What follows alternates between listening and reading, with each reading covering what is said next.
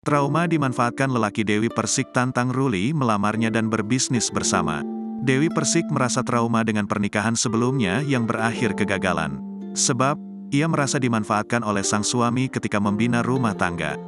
Aku kan trauma sama cowok, takutnya dia manfaatin aku atau gimana, ujar Dewi Persik di kawasan Mampang, Jakarta Selatan, Senin, tanggal 13 Februari tahun 2023. Tak mau pengalaman itu terulang, Dewi Persik langsung menantang Ruli, seorang pilot yang melamarnya beberapa waktu lalu, untuk berbisnis bersama. Kalau benar kamu niat sama aku, ya udah kamu bisnis dong sama aku. Terus dia tanya bisnisnya apa, ya bisnis apa aja deh, lanjutnya.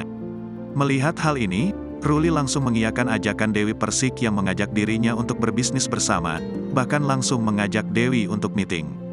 Terus dia bilang gini, oh gitu ya udah besok meeting. Mau bisnis apa? Ya udah, kamu punya duit berapa? Ada duit nggak kamu? 300 juta aja paling, aku bilang gitu. Buat apa? Katanya, ya udah, mau nggak kamu? Aku bilang gitu. Kalau kamu mau, aku bisa ketemu. 300 juta, mau bisnis apa? Kata dia. Mau bisnis apa aja aku kasih, kata dia, ungkapnya.